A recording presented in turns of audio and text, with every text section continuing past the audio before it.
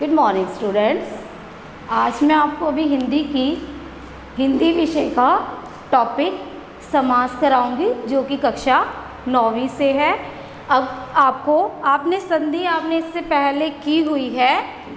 अब मैं आपको समास कराऊंगी। समास हमारा विषय है।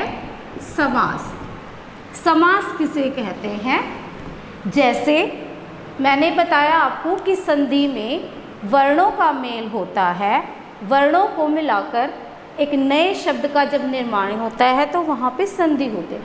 लेकिन समास में हम यहाँ वर्णों का मेल ना करके शब्दों का मेल करते हैं।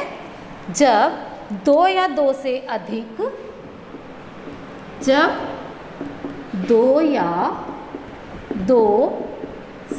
अधिक शब्द या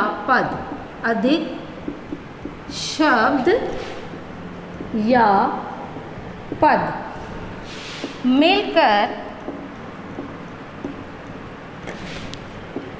किसी अन्य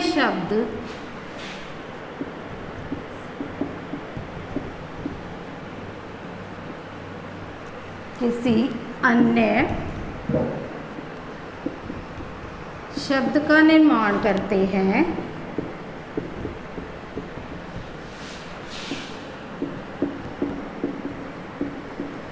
उसे समास कहते हैं।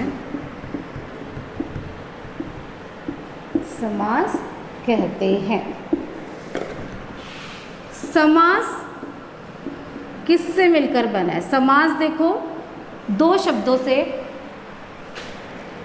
दो धातु है। जैसे देखो यहाँ पे सम प्लस अस। सम का मतलब है संयोग प्लस अस का मतलब है होना। कहने का मतलब ये है कि समास हमारा सम प्लस अस से मिलकर बना है। सम का अर्थ होता है संयोग और अस का मतलब होता है होना। मतलब कि संयोग होना, जोड़ना। किसी भी शब्द को जब दो शब्द हैं हम उनको मिलाकर एक नया शब्द बनाते हैं, उसे हम समास कहते हैं। समास का एक और दूसरा अर्थ भी है संक्षिप्तीकरण करना। मतलब बहुत बड़े वाक्य को 3-4 शब्दों से मिलकर जब हम एक बड़ा वाक्य बनाते हैं तो उसको जब हम छोटा करके लिखते हैं संक्षिप्तीकरण, तो वो हमारा समास हो जाता है। समास में कुछ शब्दों का हम प्रयोग करते हैं। जब भी हम समास पढ़ते हैं तो उसमें कुछ नए शब्द आ जाते हैं जिनका अभी आपको ज्ञान नहीं है। हम उन्हीं के बारे में भी पढ़ेंगे। सबसे पहला है हमारा समस्त पद। फिर आता है पूर्व पद, उत्तर पद, समास विग्रह। ये शब्द हमारे लिए कुछ नए हैं। इन्हीं के बारे में जानेंगे। जब तक हम इन शब्दों का यूज़ इन शब्दों के बारे में उनका अर्थ नहीं समझेंगे तो हमें समास को समझने में कठिनाई होगी। तो इसलिए पहले हम इनका अर्थ समझ लेते हैं। समस्त पद का मतलब होता है जब भी कोई हम दो शब्द मिलाते हैं और मिलने के बाद जब वो एक नया शब्द बन जाता है, जैसे कि राजकुमार। अब यहाँ पर देखेंगे इस पूरे के पूरे शब्द को हम समस्त पद कहते हैं। यहाँ पर ये देखो एक शब्द दूसरा शब्द, ये दो शब्द दोनों मिले हुए हैं और मिलाकर हमने एक नए शब्द का निर्माण किया है। इसी पूरे दो शब्दों के मेल को, इस शब्द को हम समस्त पद कहते हैं। उसके बाद आता है पूर्व पद। पूर्व का मतलब होता है पहले। पूर्व का मतलब होता है पहले।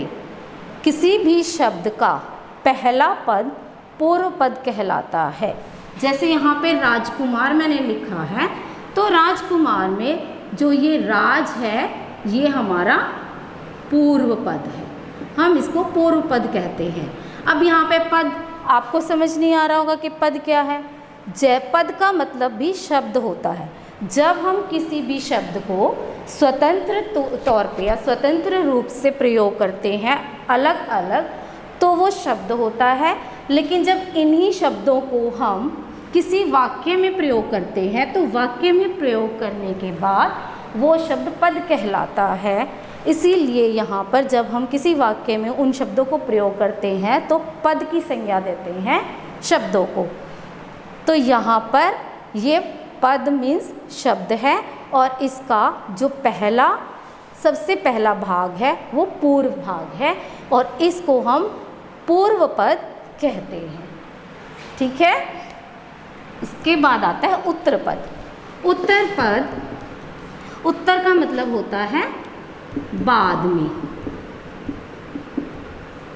ठीक है, उत्तर का मतलब होता है बाद में। जैसे अब यहाँ पर राजकुमार शब्द मैंने लिखा हुआ है, तो ये पूर्व पद है, पहला पद है। कुमार है जो वो हमारा उत्तर पद है। बाद में जो लिखा हुआ है हमने उसे हम उत्तर पद कहेंगे। ठीक है, तो कुमार हमारा उत्तर पद है। पूर्व पहले, उत्तर बाद में। दो शब्दों के जब दो भाग होते हैं, उसका पहला भाग पूर्व होता है और दूसरा भाग उत्तर पद होता है। फिर उसके बाद आता है समास विग्रह। समास विग्रह का मतलब है कि उस समस्त पद को हमने विस्तार में लिखा है, तोड़ कर लिख दिया, उसको फैला के लिखना। जैसे राजकुमार कौन होता है? राजा का पुत्र। जब भी कोई राजकुमार मैं बोलती हूँ तो आपके दिमाग में किसकी छवि आती है? राजकुमार मतलब कि राजा का पुत्र। तो जब हम इसको तोड़ कर लिखते हैं, इसको समझ कर लिखते हैं, तो वहाँ पर हमें पता चलता है राजकुमार का मतलब है राजा का पुत्र। तो इस तरह से इसका विस्तार हुआ है।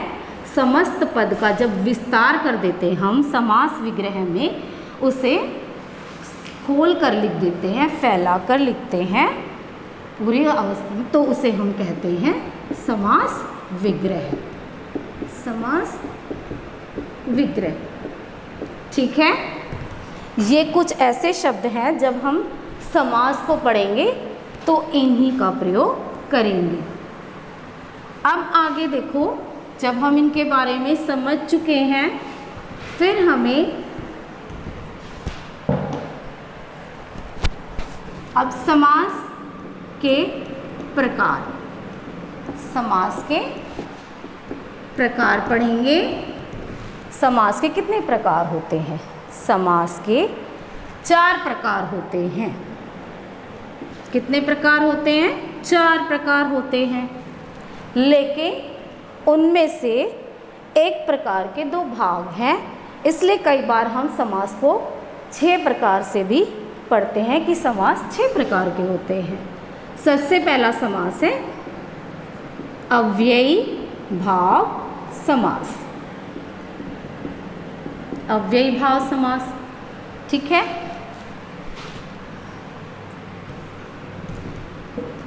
दूसरा है द्वंद्व समास। द्वंद्व समास।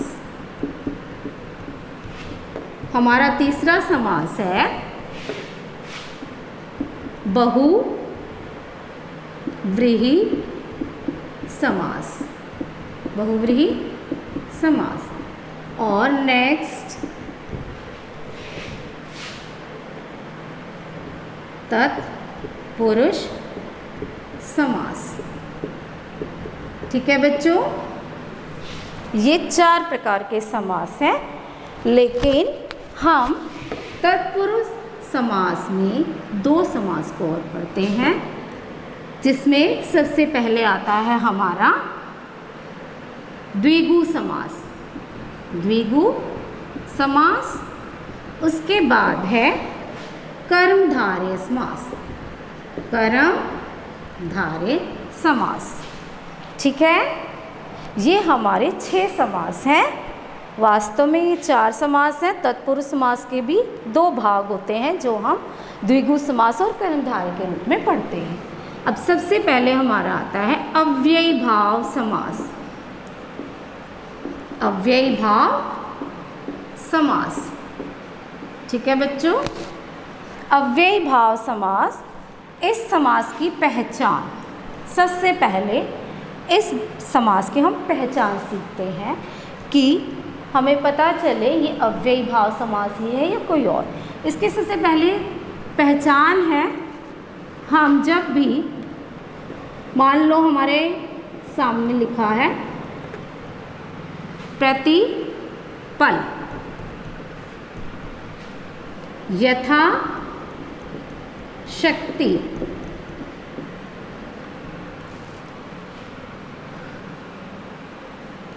अब देखो प्रतिपल, प्रतिपल जब हम इसका विग्रह करते हैं तो प्रतिपल, इस समास में या तो हमें पूर्व पद उपसर्ग मिलेगा या हमें मिलेगा वो अव्यय। ठीक है, या तो वो अव्यय होगा या वो उपसर्ग होगा। उसके बाद हम देखेंगे कि दूसरे शब्द में क्या है। यथा शब्द है पूर्व पद और ये है हमारा उत्तर पद। पूर्व पद उपसर्ग है या अव्यय है। यहाँ पे देखो यथा हमारा उपसर्ग लगा हुआ है, इसका मतलब है ये अव्ययी भाव समास है। अव्ययी भाव समास की पहचान ही यही है कि वो उपसर्ग या अव्यय से शुरू होता है, उसका पूर्व पद या तो उपसर्ग होता है या अव्यय होता है। ठीक है, जब हम और भी इसके बहुत सारे ऐसे एग्जाम्पल हैं, जैसे दिनों दिन,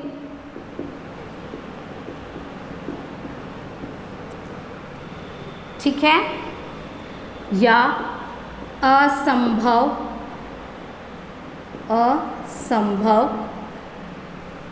असंभव में आ देखो उपसर्ग है और संभव पूरा शब्द हमारा उत्तर पद है, तो उत्तर पद से पहले पूर्व पद हमारा अब उपसर्ग है, इसलिए ये अव्ययी भाव समास है।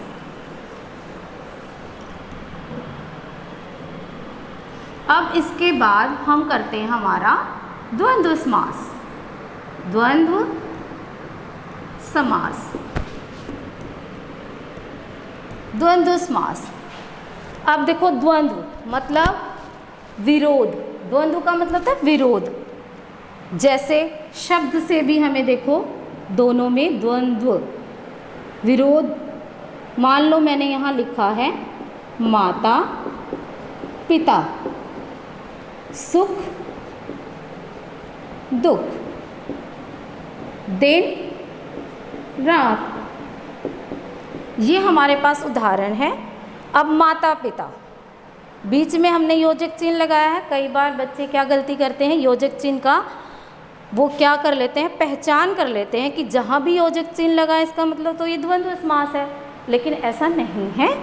हर किसी भी शब्द में जहाँ हमें योजक चिन्ह दिख जाता है और हम उसे द्वंद्व समास को मान लेते हैं, वो गलत है। देवासुर, देवासुर, देवासुर में देखो कहीं भी कोई योजक चिन्ह नहीं है, इसका मतलब क्या ये हमारा द्वंद्व समास नहीं है? ये द्वंद्व समास है, क्योंकि इसका मतलब है देव और असुर, देव और असुर। यहाँ पे दिन और रात, सुख और दुख, माता और पिता।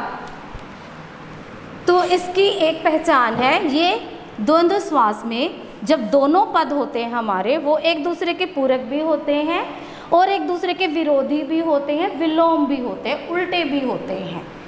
इसमें दोनों पदों का समान महत्व है।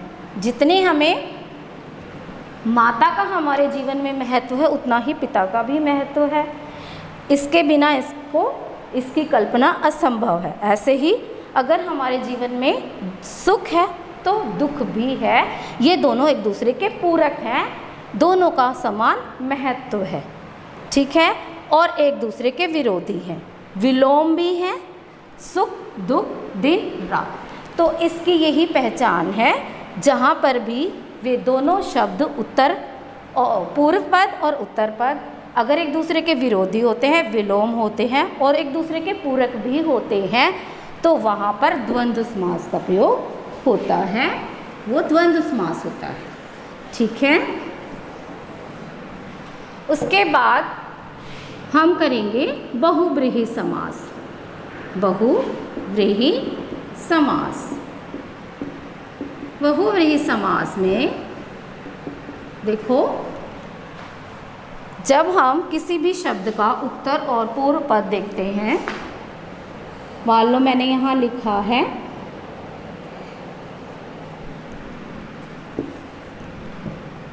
लंबोदर, लंबोदर, दो पद है, पूर्व पद और उत्तर पद। अब पूर्व पद में और उत्तर पद दोनों मिलकर जब किसी तीसरे के बारे में बात करें या किसी तीसरे को दर्शाएं, तो वहाँ पर बहुव्रीहि समास होता है। लंबो अदर, लंबा है उदर जिसका, लंबा है उदर जिसका, कौन है? ये दोनों पद मिलके किसके बारे में, किसी तीसरे के बारे में बता रहे हैं, वो है गणेश जी, गणेश, ठीक है। इन दोनों पदों ने मिलकर जब हमें किसी तीसरे के बारे में बताया, इसका मतलब ये बहुव्रीहि समास है। जब दोनों पद मिलकर किसी तीसरे के बारे में बताएं तो वो होता है हमारा बहुव्रीहि समास, ठीक है। जैसे दशानन, 10 आनन है जिसके, 10 मुख हैं जिसके, कौन है वो? रावण। इन दोनों पदों ने मिलकर हमें किसी तीसरे के बारे में बताया। ये क्या है? इसमें पूर्व पद और उत्तर पद दोनों में कोई भी प्रधान नहीं है। जैसे अव्ययी भाव में हमने पढ़ा, वैसे इसमें कोई भी पद इसका प्रधान नहीं है।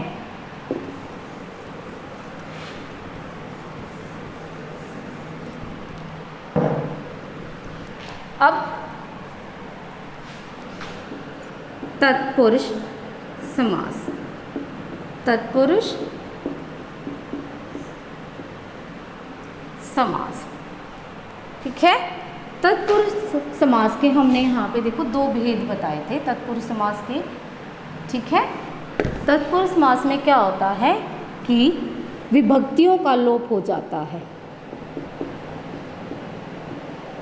विभक्तियों का लोप हो जाता है। लोप का मतलब होता है छिप जाना, छिप जाना। किसी भी शब्द के अंदर, जैसे हमने पहले किया था राजपुत्र, तो यहाँ पर कौन सी विभक्ति का लोप हुआ है? राजा का पुत्र, राजा का पुत्र। ये जो का है इसका लोप हो गया है, ये छिप गया है और इसको छिपाकर हमने यहाँ पे राजपुत्र लिख दिया। यहाँ पर हम विभक्ति का लोप कर चुके हैं, ठीक है। तो ये इसकी पहचान है। जब हम किसी भी समस्त पद का विग्रह करके देखते हैं और हमें पता चल जाता है कि यहाँ पर विभक्ति का लोप हो गया है, तो वो हमारा तत्पुरुष समास कहलाता है।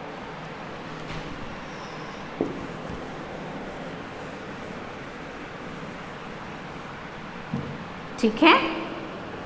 हमें किसी भी समास को समझने के लिए और उसके बारे में जानने के लिए सबसे पहले समास का विग्रह करके देखना होता है कि जब तक हम उसका विग्रह नहीं कर पाते तब तक हम उसके बारे में भी नहीं समझ पाते, ठीक है। तो हमें इसका विग्रह करना आना बहुत ज़रूरी है। जब तक हम उसको समझेंगे नहीं, मान लो हमने लिखा यहाँ पर रसोई घर, रसोई घर। अब रसोई घर को जब हम देखते हैं और सुनते हैं तो हमारे मन में क्या इमेजिनेशन होता है कि जहाँ पर खाना बनता है, थाली तो नहीं समझते हम रसोई घर से कि थाली या कोई खाने की वस्तु। रसोई घर में हमारे सामने एक जो हमें समझ में आता है कि इससे खाना बनाने का स्थान समझ आता है, तो हम उसको करते हैं, देखो, रसोई के लिए घर, रसोई के लिए घर, ठीक है। तो यहाँ पर रसोई घर, इसमें जो उत्तर पद होता है वो प्रधान होता है, सॉरी, यहाँ पे प्रधान। उत्तर पद ये हमारा पूर्व पद है, पूर्व पद है, ये उत्तर पद है। तो तत्पुरुष समास में उत्तर पद प्रधान होता है। जो रसोई के लिए घर है वो मेन है, ठीक है, और विभक्तियों का लोप भी हो जाता है। फिर करते हैं हम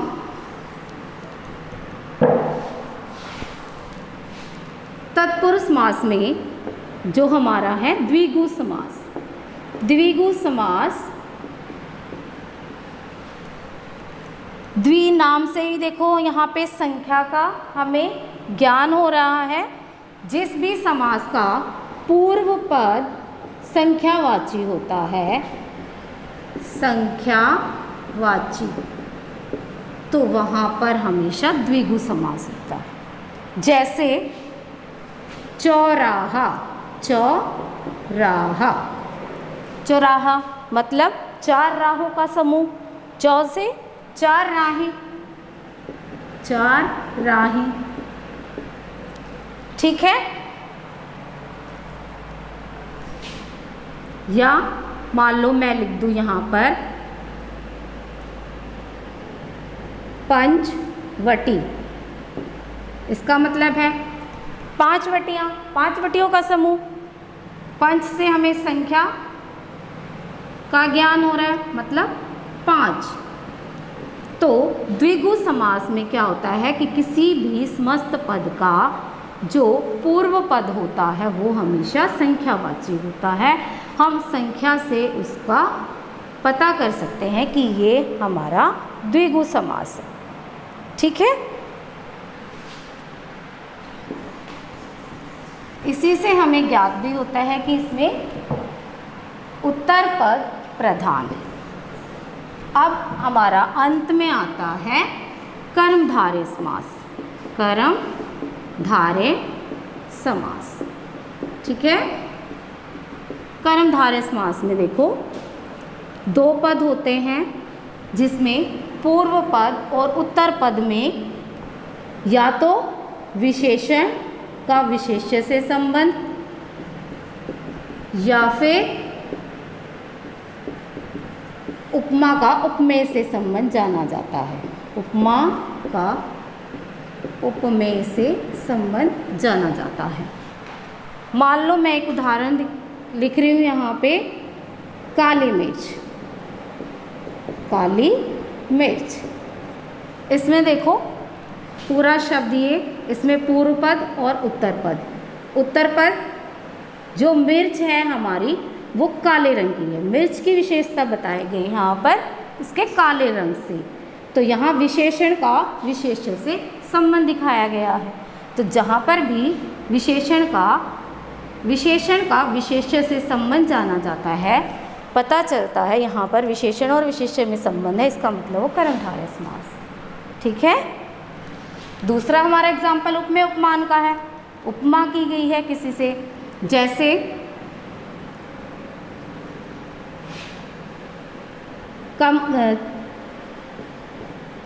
चरण कमल,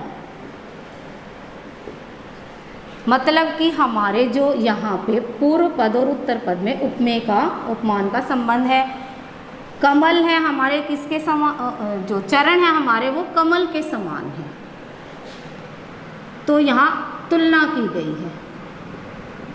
तुलना में हमेशा उपमेय और उपमान का प्रयोग होता है, जहाँ पर भी हम किसी की तुलना किसी से करते हैं तो वहाँ पर हमेशा कर्मधारय समास का प्रयोग किया जाए।